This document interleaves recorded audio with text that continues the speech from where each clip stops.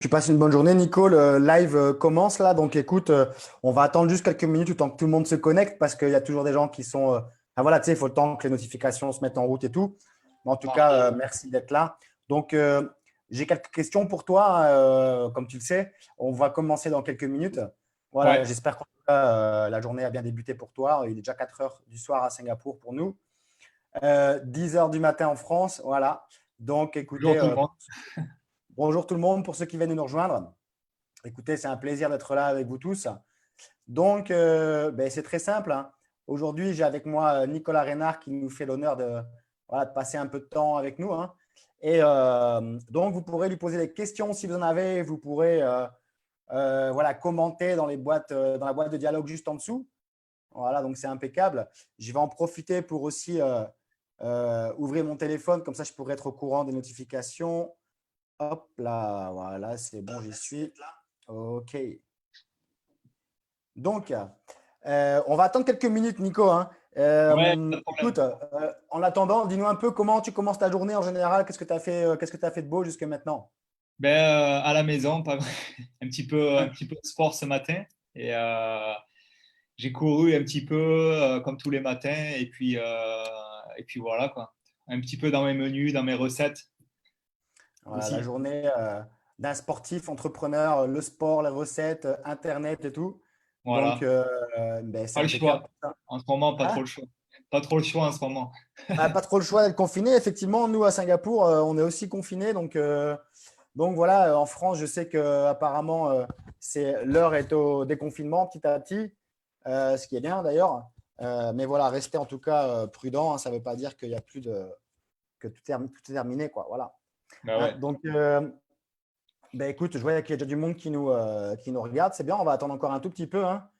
Donc, je vais dire aux gens qui peuvent poser leurs questions ici.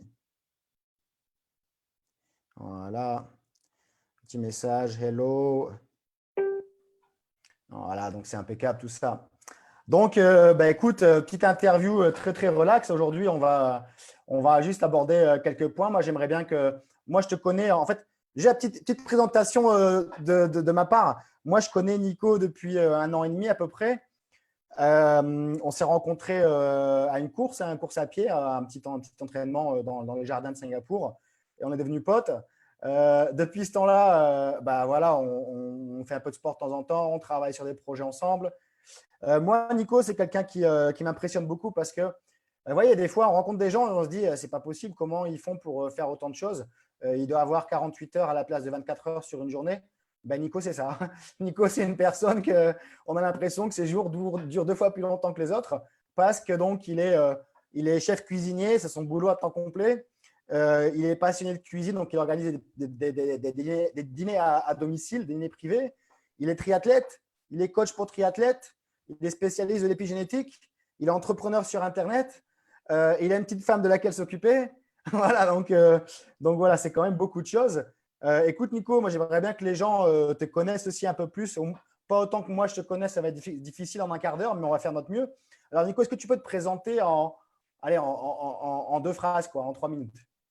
En 3 minutes, ok. Je m'appelle Nicolas Reynard, donc je suis chef cuisinier de base déjà. J'ai commencé en tant que chef depuis l'âge de 16 ans. Donc après mes études et avoir mon certificat d'hôtellerie, en fait, j'ai commencé à travailler à l'âge de 16 ans jusqu'à maintenant, j'ai 38 ans. Donc j'ai toute ma vie, j'ai toujours cuisiné, j'ai toujours travaillé en cuisine. Et puis maintenant, donc, je suis en Asie un petit peu maintenant depuis 15 ans. Donc j'ai travaillé un peu partout en Thaïlande, en Birmanie, à Singapour. Donc maintenant, j'ai ouvert mon restaurant, je travaille dans des hôtels 5 étoiles. Et puis je me suis mis dans la santé il y a un petit peu près 3 ans en fait, dans la nutrition, dans la santé, parce que j'étais vraiment intéressé par le style de vie, dans le sport aussi, un peu plus dans le sport. Et comme c'est une vie, la cuisine est une vie de stress, donc je me suis mis vraiment dans la nutrition maintenant et dans la Mhm. santé, quoi, ce qui me plaît. Et puis j'ai voyagé dans pas mal d'endroits aussi, un petit peu au Brésil, un petit peu en Afrique. J'adore les voyages, donc voilà. Alors, merci de partager. Il y a un truc intéressant, je trouve, à ton sujet que tu n'as pas abordé, donc je vais l'aborder parce qu'il y a des gens qui veulent savoir. Tu étais en Thaïlande et puis Et à un moment où tu as fait un séjour de boxe thaïlandaise de plusieurs mois dans un centre, un camp de boxe thaïlandaise, est-ce que tu peux nous en parler de cette expérience? C'était comment? Bah, en fait, j'ai travaillé à Singapour, donc pendant 2 ans, j'étais bien fatigué après des grosses saisons. En fait, à Singapour, la saison, comme on dit, les saisons d'été, d'hiver, c'est toute l'année en fait. Donc, tu travailles tout le temps. Donc après, j'ai décidé de partir 3 mois en Thaïlande justement pour me régénérer et me mettre dans la boxe thaïlandaise. Donc j'étais dans un D'accord. camp de boxe thaï pendant 3 mois. Et alors c'était tous les jours réveil à 7 heures, course à pied, et puis après entraînement toute la journée. Donc il y avait 2 entraînements dans la journée. Puis le dimanche, c'était repos en général, massage. Et puis c'était le top, quoi. C'était vraiment, c'était, c'était, c'était être libre parce qu'on faisait du sport, on s'entraînait tous les jours et puis j'adorais ça, quoi. Donc j'ai vraiment senti cette liberté, quoi. Et voilà, à la base, tu es un boxeur ou pas? Quand tu es arrivé là-bas, tu avais déjà de grosses bases? Non, pas du tout. C'était juste pour Non, pas du découvrir. tout, pas du tout. Tu as commencé direct avec un séjour de 3 mois, quoi. Ouais, ouais, direct, ouais. Donc ils t'apprenaient les bases, ils t'apprennent les bases et puis au bout de 2 mois, après à peu près 2 mois, ils te disent si tu veux faire un combat. Alors au début, ils te font faire des combats avec des personnes plus âgées qui ont de l'expérience parce qu'ils savent que tu es jeune et que tu es débutant. Donc c'est des combats qui sont à peu près cool, quoi. Donc j'ai fait un petit combat contre une personne âgée, il devait avoir quand même 50 ans, quoi, mais il avait la patate, quoi. Et, et du coup, voilà, après c'était un petit combat comme ça, un peu amical, quoi, un petit peu amical. Ah, il était sympa avec toi, quoi. Et alors, est-ce que tu as Ouais, fini ouais. par faire un vrai combat ou pas? Et non, non, j'ai pas fait de vrai combat parce qu'après, je me suis pas mis. Parce qu'après, faut vraiment s'entraîner, il faut vraiment être à Ah, fond dedans. Et puis après, non. Donc, du coup, je suis retourné travailler à Bangkok.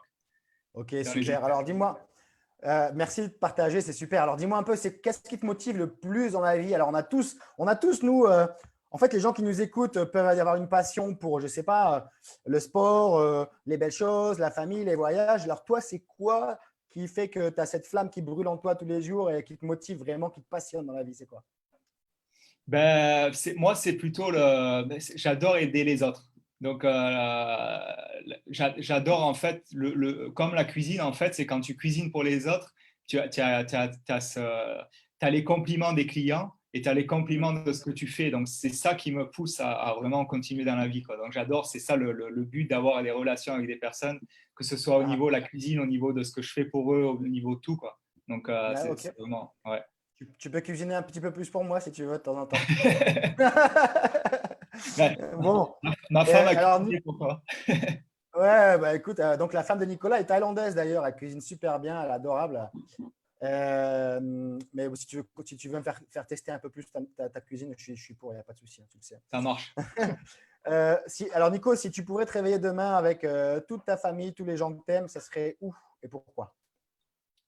N'importe quel endroit. Euh, en fait, moi, j'ai 2 endroits. Alors, j'aimerais bien me réveiller pendant 6 mois en Thaïlande et 6 mois en France. Dans le sud de la France, D'accord. chez moi, parce que j'habite dans les Alpes de Haute-Provence, dans le sud, il fait beau, il fait chaud, il y a les lavandes l'été. Donc, c'est la saison où je resterai 6 mois. Voilà, je me réveille 6 mois là-bas et puis 6 mois en Thaïlande où j'ai acheté un terrain dans le nord de la Thaïlande. Et après, voilà, me réveiller là-bas et avoir un petit hôtel, spa, restaurant en même temps et puis se faire plaisir, quoi. Donc, Ah, voilà, ben, écoute, je ne savais même pas que tu avais un terrain en Thaïlande d'ailleurs. C'est dans quel coin de Thaïlande? c'est à Ubon Ratchathani, donc c'est dans le nord-est, à la frontière du Laos. Ah, d'accord, ok, super. Bah, Ouais, écoute, quand tu auras ton spa, tu me fais signe et puis je débarque, hein. ouais, ouais, c'est le but. Euh, écoute, donc tu es aussi président d'une entreprise qui s'appelle Skill Sharpening. Ouais. Voilà, donc ça fait quelques années. Est-ce que tu peux nous en dire plus? Comment ça a commencé et c'est quoi le concept? Alors, c'était une idée de mon frère. En fait, ça a commencé il y a à peu près 4 ans. Donc, avec mon frère, on a décidé en fait de créer des courses d'obstacles et justement d'aider en fait d'autres personnes à aider en fait à avoir avoir confiance en soi en fait, de la Ouais. confidence. Donc, en fait, le but, c'est toujours en fait de créer des courses d'obstacles qui sont un peu en mode survie et qui sont Mhm. un peu sur le thème de la Légion étrangère. Donc, en fait, mon frère qui est ancien légionnaire, qui crée ces obstacles Et en même Ouais. temps, on aide les autres aussi dans les entraînements, dans tout le mode de vie, en fait, justement, et puis la survie en même temps, Mm. pour aider les autres. Donc, en fait, ça, c'est le but de l'association Skill Sharpening qu'on a montée en France. Et la Mm. compagnie en elle-même qui est vraiment à Singapour, donc c'est vraiment euh, au niveau de la nutrition, au niveau un peu de tout ce que je fais et puis tout ce que je vais commencer à faire. Mm. Et puis la charité aussi en même temps à aider les autres. Ouais, au niveau humanitaire, c'est vrai que moi, mon premier voyage que j'ai fait en Indonésie, voyage humanitaire, c'était le premier, c'était avec toi, justement, avec ton entreprise. Et puis, c'était super. Ça m'a permis aussi de voir qu'en Ouais, Indonésie, juste à côté de Singapour, eh ben, il y a des choses qui se passent. On n'est pas toujours au courant. Voilà. Super, ouais. Nico. Alors, explique-moi un jour. Alors, non, déjà par rapport à Skill Sharpening, tu avais une course de prévue normalement cette année en France. Et donc, vous Ouais. aviez mis le paquet. Il y avait de la com, il y avait des super obstacles sur l'eau. Il y avait plein de trucs, quoi. Et bon, à cause du Covid, ça a été annulé malheureusement. Mais je suppose que vous avez des plans pour l'année prochaine. Tu vas en toucher deux mots, peut-être. Ouais, ben là, c'est la course du renard assoiffé. Donc, en fait, on a dû annuler parce qu'on bon, n'avait pas le choix et on a repoussé à l'année prochaine.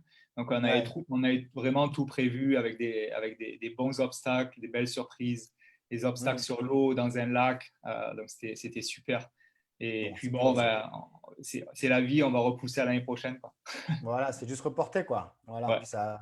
Non, mais c'est pas grave, c'est super en tout cas. Je suis pressé de voir à quoi ça va ressembler. Il y avait une édition l'année dernière qui était super d'ailleurs.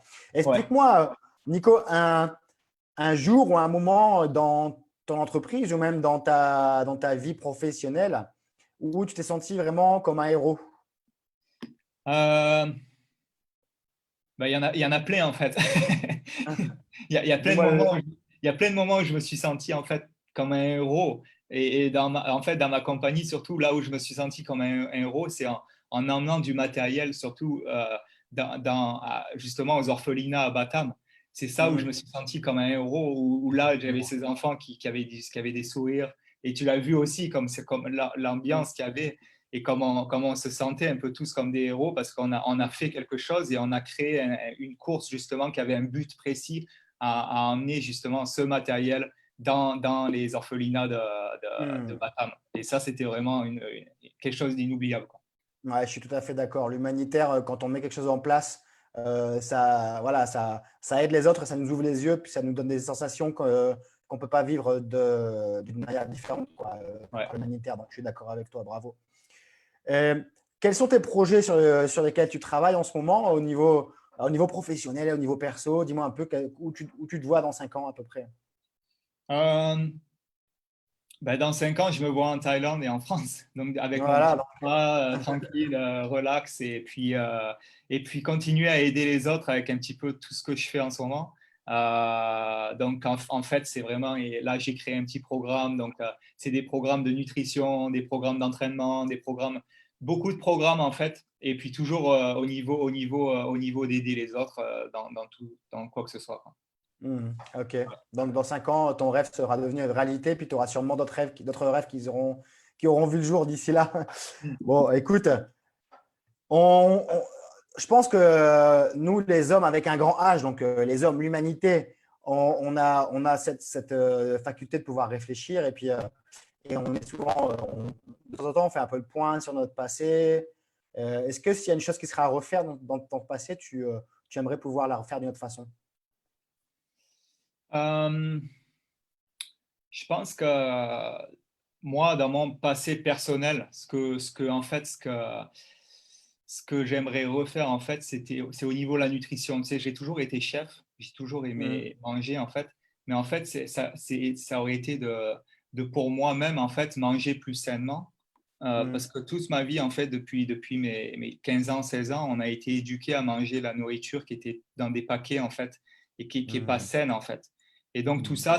ça, ça crée justement des maladies dans le futur qu'on peut pas changer, en fait. Ça Hmm. met énormément de temps à changer. Donc, en Hmm. fait, tout ça, c'est ce que j'aurais changé dans mon passé, en fait, ça aurait été vraiment d'apprendre et puis de se coacher soi-même, en fait, pour apprendre à manger sainement. Donc, c'est justement un peu ce que je fais en ce moment. Et Hmm. puis, d'aider les autres, justement, à savoir, en fait, ce qu'ils mangent et ce que c'est pas bon. Par exemple, des céréales à manger le matin où j'ai mangé ça toute ma vie, tout simple, en fait de manger des céréales en fait dans des paquets qui font la pub, du marketing, et c'est des céréales qui sont hyper sucrées. On mange ça tous les matins, donc ça t'amène rien du tout, en fait. Des glucides, du sucre, et c'est tout, quoi.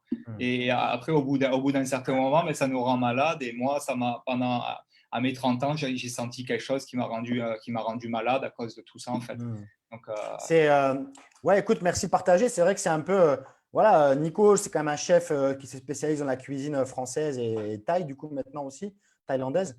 Et c'est un peu, voilà, c'est un peu contradictoire parce que c'est vrai qu'en tant que chef, tu aimais faire plaisir aux autres et tout, mais le plaisir des autres, ça passe par quoi? Surtout par le plaisir gustatif. C'est un peu le problème qu'il y a aujourd'hui. C'est que les gens mettent comment dire, l'accent sur le gustatif, le plaisir gustatif, mais c'est vrai que ce n'est pas toujours ce qu'il y a de meilleur pour la santé aussi. Donc aujourd'hui, tu es un peu dans une mission d'apporter voilà, de la cuisine saine et en bon goût à un maximum de grand nombre de personnes. D'ailleurs, tu as d'ailleurs fait un e-book. D'ailleurs, j'ai mis le lien dans la description de ce live ouais. où les gens peuvent donc prendre ton e-book qui est gratuit et qui leur donne un peu de, voilà, un petit aperçu de la cuisine saine. Voilà, merci Nico.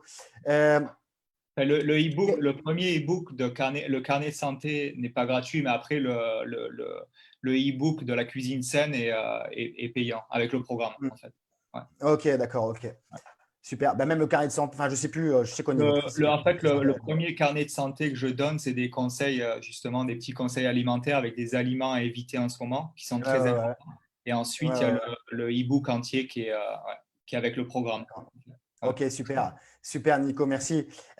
Écoute, pour conclure, hein, est-ce que tu pourrais, qu'est-ce que tu aurais comme conseil à donner, donc quelque chose qui vient de ton expérience, de ce que tu as appris au cours de ta vie, aux gens, pourquoi pas aux gens qui débutent ou qui sont un peu, enfin, voilà, qui se cherchent un peu peut-être. Quelle est l'une des leçons de vie que toi tu as apprises, que tu aimerais que tout le monde aussi apprenne maintenant? Ce serait laquelle, leçon de vie? La grande leçon de vie, en fait, c'est tout dans notre vie, en fait, on sent vraiment, on a des bases, en fait. Donc, on a vraiment, on a de 10 ans à 20 ans, on a ça à faire. On a l'école de 20 ans à 30 ans, on s'apprend à se connaître soi-même. Et de 20 ans à 30 ans, on a toute l'énergie, on se sent invincible. Donc, c'est là où on fait un petit peu tout ce qu'on veut. Et puis après, de 30 ans, on commence à réaliser, mais tu vois, qu'est-ce qui est en fait le sens de la vie? Et du coup, Ouais, en fait, à partir de ces 30 ans, c'est là où on réalise, oh, j'aurais pas dû faire ça avant, j'aurais dû faire ça autrement. Donc, en fait, ce ouais, que je conseille à tout le monde, c'est de réaliser plus jeune, en fait, qu'est-ce que vraiment vous voulez faire dans le futur et se cadrer sur ça, en fait, dans n'importe quoi que ce soit, en fait. Donc c'est pour discuter aux plus jeunes, en fait, c'est vraiment de réaliser pour le futur, qu'est-ce que vous voulez vraiment pour votre futur, où vous voulez aller, où vous voulez y arriver. Et puis voilà, quoi. Donc, la vie, moi, il m'est arrivé quelque chose en Thaïlande, une petite histoire rapide, en fait. Quand j'étais en Thaïlande, en fait, ce qui m'a fait revenir à Singapour, hein, j'avais une très très bonne amie qui s'est fait assassiner et elle s'est fait violer et tuer. Donc ça m'a mis vraiment quelque chose avec ma femme. On a vraiment réalisé comme quoi, du coup, qu'est-ce qu'on va faire? Tu vois, il faut qu'on change notre vie. Vraiment, c'est pas sûr là où on est. Et puis voilà, comment en fait la vie peut changer du jour au lendemain. Alors que c'était une très bonne amie qu'on connaissait, on discutait, c'était comme notre sœur en fait, et on discutait avec elle tous les jours. Et puis là, du jour au lendemain, on nous a appelé au téléphone, on va la voir et tu vois, il est arrivé quelque chose, tu vois. Donc la vie peut basculer du jour au lendemain. Donc, on ne sait pas ce qui peut nous arriver. Donc, voilà, profitez au maximum de la vie. Pensez à ce que vous faites et puis profitez. Il faut profiter, en fait. Faut pas hésiter et pas stresser, en fait, sur des petites choses, en fait. Des fois, on stresse sur des petites choses qui en fait, nous amènent à rien, quoi. Donc, voilà, pas stresser. effectivement, je pense aussi que c'est important voilà, de faire des choses qui nous plaisent. Je suis Ouais. d'accord avec toi, faire des choses qui nous plaisent et de ne pas se prendre la tête sur des choses qui ne sont pas utiles ou sur des fois peut-être des gens qui ne partagent pas nos points de vue aussi. Ça peut arriver aussi, mais ce n'est pas grave, c'est normal. C'est la beauté des hommes, hein, c'est qu'on est tous différents. Bon, après, voilà, à partir du moment où ça reste en respect et tout, il n'y a pas de souci là-dessus. Mais c'est vrai que la petite histoire que tu as partagée, c'est quand même quelque chose de bouleversant. Et j'imagine que oui, ça a eu un impact sur ta vie et puis sur tes choix aussi, quoi. Ben, il y a beaucoup d'impact en fait, mais on ne réalise pas jusqu'à ce que ça arrive à quelqu'un qu'on connaît très bien en fait. Et c'est là où ça nous fait changer d'avis. Donc il faut essayer de comprendre et de réaliser avant que ce soit trop tard en fait. Ah ouais. Ouais. Écoute, super Nico, merci beaucoup pour ton partage. Écoute, c'était super du coup, un bon quart d'heure. Si vous avez des questions, messieurs, dames, vous avez des questions pour Nico, vous pourrez les poster en commentaire n'importe quand. Nico, comme il est identifié dessus sur le post, sur le live, il recevra, il répondra directement. Des questions sur la cuisine française, le sport, l'expatriation en Thaïlande, je ne sais pas, ce que vous voulez. Voilà, il peut vous aider avec tout ça, il n'y a pas de souci. Ben, écoute, Nico, il y a des questions qui arrivent justement. Ouais. Il y a Valérie qui demande la formule petit-déj pour bien démarrer la journée. Qu'est-ce que c'est pour toi? Ouais, alors dans mon petit carnet de santé, justement, je vais le dire un petit peu à tout le monde, dans mon petit carnet de santé, en fait, ce que je conseille pas à manger, justement, c'est tout ce qui est les céréales avec un bol de lait. Donc, ça nous apporte rien du tout à notre alimentation. Donc, il faut, dans le livre que j'ai créé aussi, Manger sainement, c'est justement manger sainement avec des aliments qui viennent de la terre, en fait. Des vrais aliments qui sont pas faits par des êtres humains. Des aliments qui sont, par exemple, même des œufs, des œufs de temps en temps, ça va.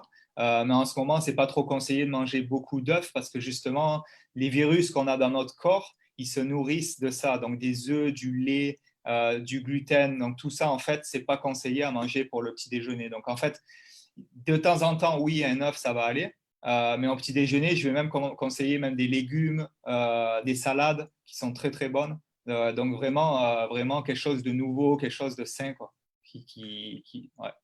Ok, ben écoute, super. Moi, mon petit déj ce matin, c'était quoi? C'était un bol du coup avec une boisson nutritionnelle, Ouais. mais mélangé avec, en fait, j'ai mixé ça avec du kiwi, d'une noix de coco que j'ai ouverte.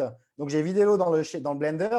J'ai râpé aussi la chair de noix de coco à l'intérieur. J'ai tout mixé et j'ai mis ça dans un bol. Et au-dessus, du coup, j'ai mis de la papaye, encore du kiwi, mais cette fois-ci en morceaux, des kiwis que j'ai, voilà, Ouais. du kiwi jaune Ouais. d'ailleurs, Tout naturel. des graines de chia, comment ça s'appelle les goji Goji berries, tu vois. berry. Ouais. Voilà. Ouais, ouais. Et il y avait quoi? Voilà, c'est à peu près tout. Ah oui, puis ouais, non, voilà, c'est ça, quoi. Est-ce que ça c'est bien ou pas, ou c'est trop sucré ou, Non, c'est bien, c'est bien, c'est bien. Ben, après, même du yaourt, le yaourt grec, qui est pas mal aussi, on peut en manger de temps en temps. Après, du lait d'amande, du lait de soja, à boire en même temps. Donc, c'est pas mal. Moi des fois, je me mange beaucoup d'avocats. Les avocats le matin, c'est bon. Ah ouais, Euh, moi. ouais, ouais, ouais. Avocats, des fruits, en fait, c'est bon le matin. C'est Alors, bon. j'en parlais, je ne sais plus avec qui il y a quelques jours à Singapour. Enfin, en tout cas, moi, j'ai galère quand même à trouver des bons avocats, hein. C'est-à-dire qu'ils sont. Avant, j'achète toujours des avocats du Mexique. Moi, je me rappelle quand j'étais en France, ouais, les avocats Ouais, du Mexique, c'est les meilleurs et tout. Mais maintenant, tu les achètes et ils sont durs comme des briques, en tout cas à Singapour. Tu veux les faire mûrir, ça prend 3 jours, ils sont toujours durs. Et le quatrième jour, ils sont marrons, quoi. Tu ouais. vois, c'est pas évident quand même à trouver des bons avocats, en tout cas à Singapour. Tu les achètes tous les tiens, toi. Ben, moi, j'ai un fournisseur spécial qui m'emmène. En général, ça va. Donc, ils sont assez mous, quoi. Après, je les laisse un petit peu à l'extérieur ou dans des papiers journaux, je les laisse un petit peu mûrir. Puis Ah, après, dans les ça va. papiers journaux, bah tiens, je savais pas ça. Ouais. Ouais, Pourquoi? ouais. Tu peux laisser dans les papiers journaux, ça va aider un petit peu à mûrir. Ça va les aider à mûrir. Ah bah tiens, on en apprend tous les jours, tu vois. Ouais, ouais, ouais. Ok. Il y a Razali qui dit bonjour chef, je ne sais pas si tu connais ou pas. Eh ben, écoute, en tout cas, merci en tout cas pour ton temps, Nico, hein, c'était super. Ouais, Passe une très belle journée et puis merci à ceux qui étaient là. N'hésitez pas à poser vos questions, Nicolas y répondra, même merci à tous. avec un peu de délai. Voilà. Ouais, ça marche. Merci à tous. Ciao, Fabien, Salut à merci. tous. Ciao, ciao.